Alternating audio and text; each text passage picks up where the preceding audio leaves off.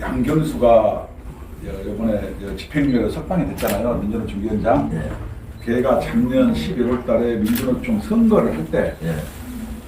통상 파업이라 하면 노사 간의 단체 교섭을 해서 네. 이것이 의견이 안 맞았을 때 파업이 들어가는 절차에 의해서 네. 단체 행동을 하는 것을 우리가 통상 헌법에 나온 파업이라고 얘기하잖아요. 그런데 얘는 무슨 쟁점이 없었는데도 불구하고 총파업을 공약으로 내걸고 당선이 됐어요. 네. 그렇죠. 총파업 공약이 뭔지 알죠? 5대 핵심 과제가. 네. 1번이 기관사로 국유화. 당당한 거고. 지가 기관사면 사지. 그 다음에 주택 50% 국유화. 세 번째, 재벌 해체. 현대자동차, 중공업 다 재벌해서 해서 잘 먹고 잘 사는 애들이 막 자해를 하면 되는 거예요. 네 번째가 100만 돌봄 노동자 국가고용. 그래서 다섯 번째 국방예산 삭감. 그다음에 한미동맹 해체. 그 제가 이런 게 도대체 현장에서 일하는 사람들의 근로조건의 유지 개선과 무슨 관계가 있느냐 이렇게 얘기를 했죠. 그렇게 관계가 없는 걸 얘기하는 것은 괜히 얘기하는 게 아니고 근거가 있는 거예요. 그렇죠. 양경수는 이석기 석방투쟁 공동대표를 했죠. 용인 외대 나와가지고 기아자동차 화성지회 비정규직 입사를 했으면 옛날 말로 하면은 대학교 나와가지고 막 비정규직 들어간 게 옛날 말로 위장 취업을 한 거죠. 어떤 목표를 가지고. 그리고 거기 택배노조 같은 경우 진경우는 2006년도에 민주노총의 통일위원장을 하면서 방북을 해가지고 50여 명을 이끌고 대성산 혁명 10사람이 참배한 사람들이에요. 그러니까 당연히 저는 저 사람들이 총파업의 구호로 내건 거하고 저 사람들의 삶의 궤적하고 그다음에 문재인이가 얘기하는 거하고 공통 분모가 너무 많은 거예요.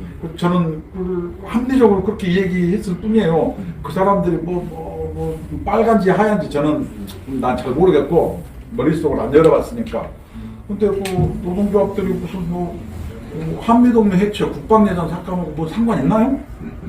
그런 주장들을 하는 거예요. 그래서 민주노총이 저거는 잘못 가도 한참 잘못 갔다. 그러니까 요번에 최근에 엊그저께 일어난 화물연대 파업은 세 가지의 문제점이 있어요. 1번, 화물연대는 화물 노동조합이 아니잖아요. 그렇죠. 지휘차 사장들이에요. 그러면 노동조합이 아니므로 파업이라는 용어가 맞습니까? 틀립니까? 안 맞죠? 그 운송 거부예요. 그래서 운송 거부는 내가 100원에 할 걸 150원 올려줘서 할 수 있어요. 민주국가에서. 근데 우리가 문제 제기하는 것은 파업이 아니고 운송 거부를 언론이라도 파업이라고 얘기해요. 그럼 파업이 아니고 그거는 이게 이 네이밍을 잘못 붙인 거예요. 파업이 아닙니다. 두 번째는 내가 운송 거부할 수 있어요. 왜냐면 단가가 안 맞으면 할 수 있는 거죠. 그러면 나만 하면 되는데 어떻게 해요? 들어오면은 죽인다 그래가지고 탱크를 이렇게 크게 써갖고 다른 사람들의 운송을 방해한 거예요. 그건 뭐예요? 폭력행위고 업무 거부에 해당하고 도로교통법 위반에 해당하는 거예요. 맞죠? 네. 그러면 이것은 뭐예요? 현행법 아니에요. 그럼 국가의 경찰들은 도대체 그것들은 국민의 월급 처먹고 뭐 하는지를 모르겠다는 거예요. 이거 말이 안 되잖아요. 그 다음에 우리가 봤을 때는 공권력 같은 경우도 그걸 다 놔두고, 그 다음에 마지막 세 번째는 집회가 불법이라고 했음에도 불구하고 옛날 자영업자 집회는 그냥 물샐 틈 없이 개미 새끼 한 마리 통과 못하게 막았는데 여기는 기습했다고 놔두고 그냥 이렇게 경찰들의 능력이 어디서는 굉장히 유능했다가 우리한테도 그렇게 적용을 해요. 저쪽에서는 또 참 허접했다가 이렇게 왔다 갔다 하는 거. 그래서 이 공권력의 어떤 대처의 방식이 문제고 좌파 정권에서 그런 방법으로 그래서 저는 그런 화물연대라는 사람들의 운송 거부에 대해서 그런 폭력 행위들을 마치 악덕 사용주가 그들을 탄압해가지고 그들의 투쟁이 정당한 것처럼 파업이라는 용어를 자꾸 쓰는 것은 안 맞는데 그 은연중에 국민을 호도하려고 하는 마음이 있지 않겠어요? 그래서 그런 점들이 우리는 문제고, 그 다음에 민주노총은 10월 20일 날, 지난 10월 20일 총파업 끝난 다음에 공언했잖아요. 11월 13일 날 전국 노동자대회 하겠다. 그게 했잖아요. 예. 그 다음에 12월 달에 뭐 한다 그랬냐면 농민대회와 빈민대회 하겠다. 그 다음에 1월 달에는 민중총궐기대회를 해서 대선 때 노동의제를 관철시켜서 사회 대전환을 하겠다. 체제를 변혁시키겠다. 근데 이것을 똑같이 쓰는 사람이 있어요. 이모식이라고 이렇게 막사른이 하나 있어요. 걔는 국민 대전환 이렇게 얘기하는 거예요. 이게 공통 분모의 모수가 뿌리가 같은 거죠. 같잖아요. 그리고 경기동부 연합의 성남시를 해방으로 메인이 성남이에요. 그래서 우리로서는 당연히 그런 것에 대해서 문제 제기를 나는 노동조합 하는 사람으로서 했을 뿐이 왜냐, 노동조합이 근로조건의 유지 개선에는 아무 신경 안 쓰고 이제 그렇게 얘기하는 거예요. 그래서 제가 이제 제일 황당한 게, 제가 이 75년도에 고등학교 2학년 그만두고 교론복 입고 서울로 돈 벌러 와가지고 평화시장에서 일을 했던 민주노총을 직접 만드신 분이라. 재단법 이렇게 제가 소년복이잖아요. 네. 근데 이 막 듣보잡이 막 소년복이라 그래가지고 막 그 팔도 삐뚤어져 버리고 막 100여 군데 상처 입었다 그러면 전 이렇게 얘기하죠. 그랬던 대한민국이 고시도 패스하고 변호사도 되고 성남시장도 되고 경기도지사도 되는 이 대한민국이 얼마나 역동적이고 살만한 나라냐 이렇게 얘기가 왔지. 자기가 막 팔도 삐뚤어지고 막 상처도 입었고 소년공이어가지고 막 누군가의 착취를 받았고 그래서 세상을 뒤바꿔야 되고 이렇게 얘기하면은 맞지 않잖아요. 아니 우리 청년들 성남시장 시켜주고 도지사 시켜주면 대한민국을 찬양해야지. 맞습니다. 그렇게 하면 됩니까? 그래서 이 자유 진영의 어떤 이 혜택을 누릴 만큼 다 꿀은 다 빨아먹고 그 막 나쁘다고 얘기하는 게 나로서는 우리 총장님이 이해가 안 간다는 거예요. 우리 집회에 안 나오셔요. 그래서 선생님 말씀하신 게 너무 건강한 노조인데요. 민주노총에 대해서 알고 싶으면 얘기를 해주세요. 이렇게 만나도 놈들은 내가 완전히 태극기하고 그냥 막 붙어 먹었다 이렇게 얘기했어요. 태극기가 뭐 나는 뭐 그렇지. 저 북한 별 그려진 인공기가 인공기보다 낫잖아요. 태극기가 당당하게 태극기를 드는. 아니 그러면은 백두 친송 ing원에는 괜찮고, 근데 저는 그런 게 저는 보수니 뭐 이런 건 잘 모르겠고 진보잖아. 진보 쪽에 가깝죠. 그렇죠. 저는 국가로부터 별 혜택 받은 것도 없고. 그런데 이제 하나는 대한민국의 정체성, 또 노동조합의 본연의 노동조합의 역할, 막 이런 부분에 대해서 제가 강하게 가지고 계신 거죠. 제가 12월 9일 날도 국회에서 토론을 해요. 노동개혁안을 그렇게 하는 거는 정체성 이거는 뭐 높은 놈들 알아서 하는 거니까 저는 청년 실업, 그다음에 일자리, 그다음에 자영업들이 경쟁에 몰려서 이 지옥의 삶을 살아요. 자영업들의 어떤 생존적 이 세 가지를 해결하려면 반드시 노동 개혁이 돼야 돼요. 그래서 그걸 얘기하는 것이지. 정체성까지 뭘 얘기할 거 뭐 있나요? 왜냐면 다 좋은 직장은 민주노총 지네들 독점하고 있고 그 청년들은 갈 데도 없고 일자리도 자기들만 하는 거예요. 그렇지. 그리고 명퇴하면 전부 뭐예요? 퇴직금 사가지고 다 치킨 차려다 다 망해요. 그래서 이런 대한민국에 나는 정상이 아니고 우리 국민노조는 30인 미만이 전체 근로자의 67%예요. 그렇죠. 그런 양대 노총의 울타리에 없는 이런 국민들의 애로사항을 얘기해 주려고 국민노조, 국민 플랫폼을 만든 거예요. 그래서 내가 나중에 의원님하고도 이제 어떤 일을 같이 해보고 싶은 게 하나 있는데 그런 걸 만들어야 이렇게 우리 제3노조 이런 경우도 다 말이 맞는 거 실현이 아니에요. 되는 거지. 그렇죠. 그래서 대선 후보가 노동계획 얘기 안 한 사람들은 사기꾼으로 생각할 거예요. 왜냐면 누구든 막 누르고 대한민국 나처럼 노동자도 있고 뭐 봉제공장 다니는 사람도 있고 법조계 인사들만 막 다 대통령은 대한민국 불평등하잖아요. 나는 그런 건 안 맞다고 생각해요. 뭐 똑똑한 놈도 있는데 나같이 무식한 사람도 있고 다 그런 거지. 아니 지기들만 해먹으면 대한민국이 정입니까? 아니. 이게 노동법 고치자 이 부분은 아무튼 지금 그 52시간 근로제하고 예. 최저임금 문제 때문에 그 상당히 그 여러 시장을 63군데를 다녔어요. 그 시장의 상인의 분들이 대부분 다 요구가 그거예요.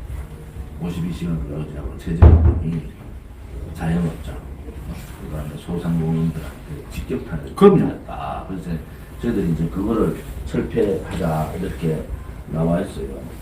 52시간 근로제. 그러니까 이게 여기 있잖아요. 두 예, 번째 이것은 폐지하고 최저임금 10년간 종결하자. 어떻게 직격탄을 맞았냐면은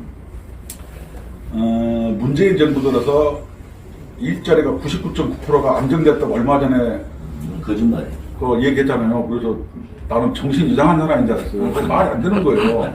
왜냐면은 단기간 실버 일자리. 노동과 이 재정 일자리라 그래요. 세금으로 주는 거. 세금으로 주는 건 내가 대통령에도 여기서 대통령에도요 다 줄 수 있어요. 문제는 뭐냐? 15시간 미만은 이상 일하면 주휴수당을 줘야 되니까 전부 뭐냐면 15시간 미만으로 일시키니까 청년들이 옛날에 한 곳에서 일했는데 요새는 여기서 찔끔 저기서 찔끔 저기서 찔끔 하니까 이게 계속 달라게 생기니까 나는 이제 문재인 대통령한테 더 이상 집 없는 사람이나 청년이나 약한 사람들을 위해서 선의를 가지고 정책을 만들지 말아라. 너희들이 선의라고 포장한 정책을 만들면은 그 선의의 대상자인 힘없는 사람이 가장 거꾸로 피해를 보고 있다. 이렇게 얘기를 해줘서 최저임금을 얘기하니까 청년들 알바자리가 없어지는 거예요. 집 없는 사람 서름 없앤다고 임대차 3법 하니까 전월세가 없어지는 거예요. 아 이건 말이 안 되잖아요. 52시간 근로제 하니까 기업 내에서 그나마 플러스 한 30%를 돈을 상여금이나 이런 걸 받는다고 그 제도가 또 안 되는 거야. 내가 전부 다 일을 좀 더해서 내가 얘가 학원도 보려면 좀 더 해야 되는데 안 되니까 어떻게 해요? 52시간 하니까 전부 일 적게 돈이 작으니까 뭐 택배로 다니는 거예요. 이게 대리운전. 이게 내가 그래서 이제 정부한테 더 이상 없는 사람, 소외된 자를 위한 정책을 내지 말라. 거꾸로 가니까. 그렇죠. 결국 그 정책이 소외된 사람들을 목을 재니까. 그래서 우리 문재인 정부가 일자리 정부라고 해가지고 상황판 있었잖아요. 그거 어디 갔어? 그거 청년들이 한번 우리 고물상 같은 거 뒤져봐요. 우리 나오면 오케이. 지금 그 현대자동차에서 네. 정년 64세로 네. 하자 이렇게 들고 나왔잖아요. 네. 현대자동차에서 저희들이 정년 62세 할 때 그 한노리에 민주노총 출신, 네. 한노총 출신들이 주도를 했어요. 그래서 제가 이래서 청년 일자리 반토막 난다. 그래서 만들어낸 게 공무원 17만 8천 명 늘리는 거예요. 근데 결국은 그게 한 공무원 한 30년 잡아서 봤더니 그 돈이 330조 갔나. 330조. 결국은 청년 일자리는 그대로 줄어버리고. 왜냐하면 정년을 연장하면 다 좋잖아요. 경제가 성장 동력이 있어가지고 정년을 연장하면 그것은 플러스가 되는 건데, 왜냐하면 이제 45세, 이제 50세부터는 좀 밑으로 내려가거든. 거리가. 그러면 정년 연장 2년 하면은 좋잖아요. 예. 근데 그게 청년 일자리를 보장하고 정년 연장이 돼야 되는데, 기업에서는 정년 연장만 때려버리니까 그 청년 일자리에 막혀서 대통령, 박근혜 대통령 정부 때 우리가 했던 게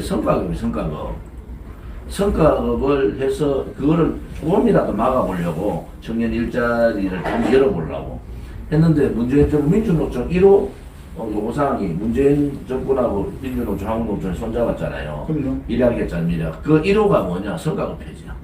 그래서 석 달 만에 성과급 폐지해버려요.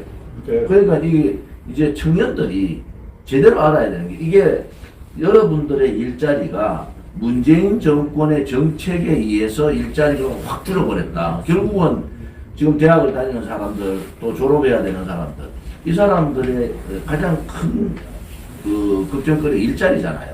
그 일자리를 반토막 낸 게 문재인 정권이라고. 좌파 정권은 아무튼 일자리를 반토막이 나도 기존적인 노조에, 양대 노조에 끌려다닐 수밖에 없는, 그래서 노조공학이라는 얘기가 우리가 쉽게 노조공학이 얘기하지만 결국은 청년의 일자리에 직격탄을 내린 게 문재인 정권이다. 저렇게 청년 실업, 그다음에 일자리, 자영업자의 생존 경제, 이것을 이 세 가지를 해결하기 위해서는 노동 개혁이 돼야 되는데 아무도 노동 개혁 얘기를 하지 않고 요번에 이재명이가 한국노총에 가서 한 얘기가 뭐냐면은 전교조와 공무원들의 타임오프, 전임자 임금 지급 금지를 패스트트랙을 태워서라도 해결하겠다.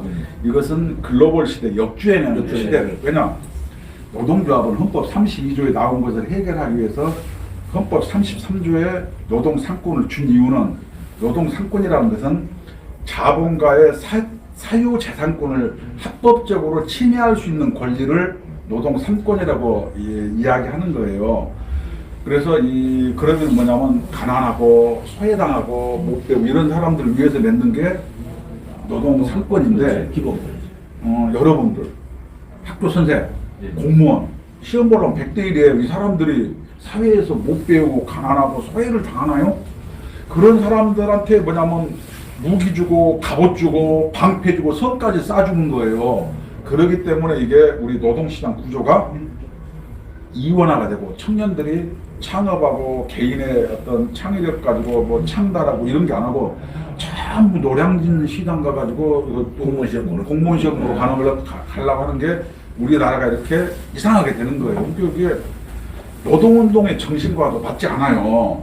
그리고 아까 의원님께서 말씀하셨던 우리는 노동법은 주 52시간이라 이런 게 무슨 문제냐? 대기업을 중심으로 노동법을 딱 만들었어요. 그렇죠. 그래서 그러니까 이제 중소기업이라도 이런 데는 안 되는 게, 우리나라 대기업 1000명 이상의 대기업은 0. 몇 프로밖에 안 돼요. 30인 미만이 67%. 중소기업이 우리나라 99%예요. 근데 법은 어떻게 해요? 삼성이나 현대 이 대기업을 기준으로 맞춰놓으니까 전부 현실과 법이 안 맞는 거예요. 이것들이 국회에서 전부 탁상국 논해갖고 국민 세금 차 받아 먹으면서 그 짓거리니까 이게 안 맞는 거예요. 그래서 족보에도 없는 무슨 소득주도 성장 뭐 이런 게 나오는 거예요. 그래서 내가 이게 참 청와대 정책시장 3명이 다 그런 걸 보고 내가 정책시장에도 저보다 좀 잘할 텐데 서울대로 안 나온 거예요. 지금 우리가 제일 아파하는 게 이거예요. 지금 우리가 사회적 계층 이동의 역동성이 상실됐다는 거예요. 예. 이게 뭐냐면 청년들한테 희망을 끊어버리고, 그럼요. 희망의 사다리가 없었다. 이게 이 문재인 정권 들어와서 청년들이 계층 이동, 이렇게 계층을 상승할 수 있는 기회, 노력하면은 또 열심히 하면은 자기도 상승할 수 있다는 그 기회를 이게 박탈하는 안 된다는 건 조국이겠죠. 우리는 내가 가재나 붕어나 개구리 중에 하나인데 국민을 걔들은 이분법이 그래 보는 거예요. 요번에 그 황운한가? 그 미친 새끼 하는 거 봐봐요.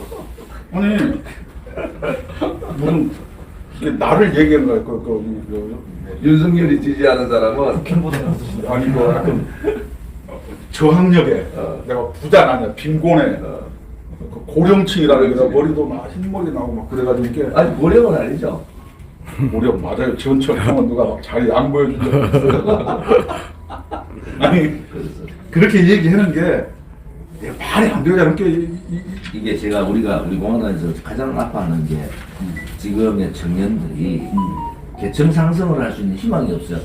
그러면 안 되죠. 뭐 7포 시대에도 있지만 이제는 집을 얻을 수 있는, 월세를 얻을 수 있는 상황도 안 돼버리잖아요. 그래서 이거를 상실되는 걸 빨리 바꿔야 된다.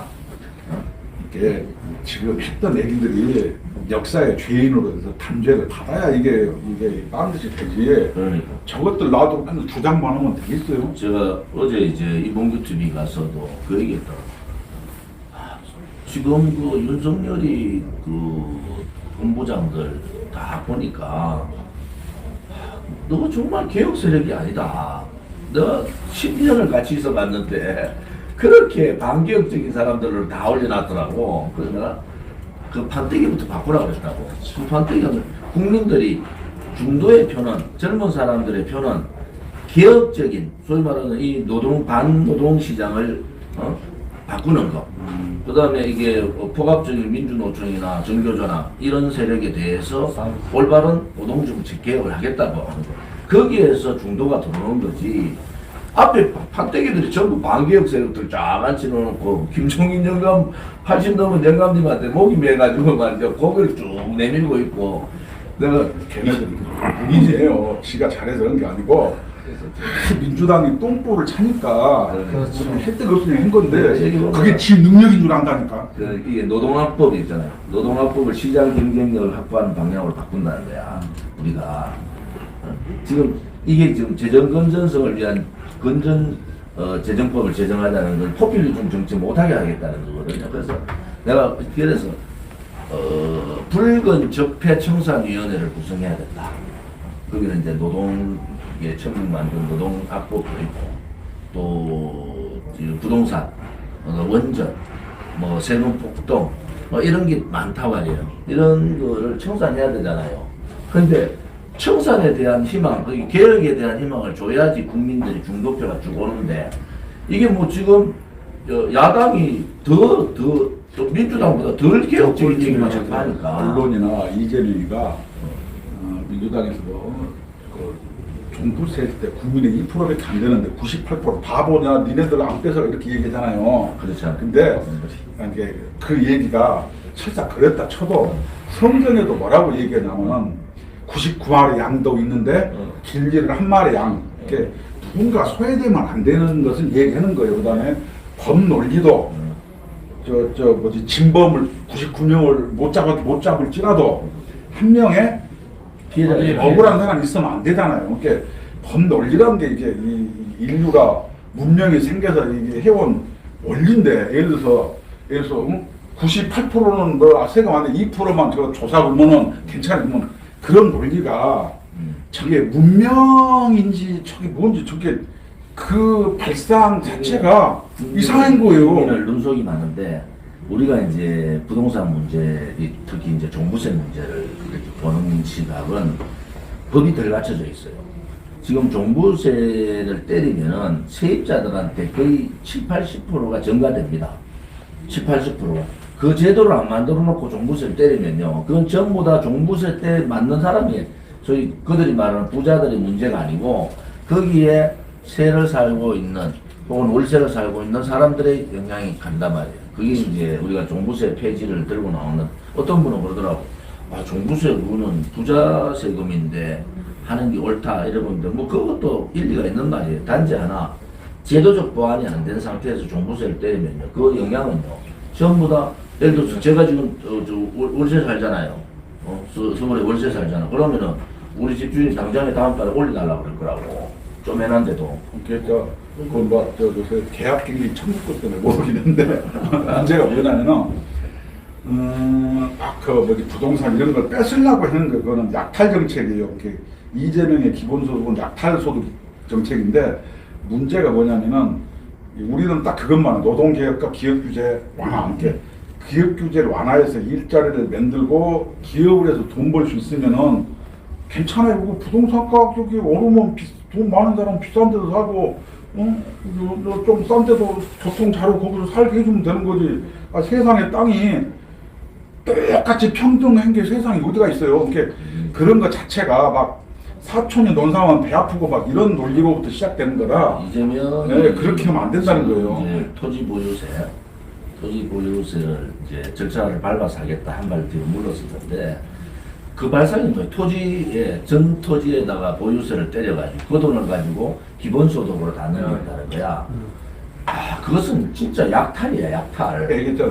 내가 기본소득 공부를 해서 잘 알아요.